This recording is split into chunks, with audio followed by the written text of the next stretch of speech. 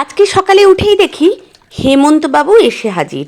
তো ওনাকে ওয়েলকাম করার জন্য সর্বদা আমার শরীর তো রেডি হয়েই থাকে। যাই হোক, আজকে আমি কিন্তু ওনাকে আর এন্ট্রি দেবো না, তাই ঠিক করে নিয়েছিলাম যে একটু হেলদি কিছু খাবো। তো হেলদি খাবার ভাবতে ভাবতেই সকালে কাঢ়া করে খেয়ে নিলাম।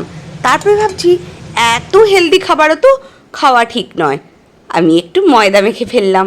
না না না, ময়দা একটুখানি দিয়েছি, আটাটাই বেশি। ভেবেছিলাম রুটিই করবো, জানো তো, যেটা হেলদি খাবার। কিন্তু মন কি আর সায় দেয়? মাঝখান থেকে ছুরি দিয়ে কেটে কেটে যেমনভাবে আমার মনটাকে যারা ক্ষতবিক্ষত করেছে তেমনি ক্ষতবিক্ষত করে দিলাম।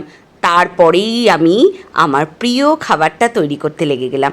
না না না, একটু হেলদির ছোঁয়া দিয়েছি, খানিকটা বিট দিয়েছি কিন্তু ওর মধ্যে, আর আলু আর সিঙাড়ার মতো পুরটা করে সিঙাড়ার মতো মুড়িয়ে মুড়িয়ে মুড়িয়ে একেবারে সোজা কোথায় চলে গেল বলো তো? তেলে। এই মোড়ামুড়ি করতে না আমার বড্ড বিরক্ত লাগে। সোজা পথে আয় না বাবা, সোজা কথা সোজাভাবে বলতে পারো না, সব সময় ঘুরিয়ে পেঁচিয়ে। যাই হোক, শেষমেশ আমি কিন্তু আমার প্রিয় খাবারটা তৈরিই করে ফেললাম। রোজ দিন না অত হেলদি খাবার ভালো লাগে না, আমার স্বভাবটা যেমন সেই রকমই তো হবে না।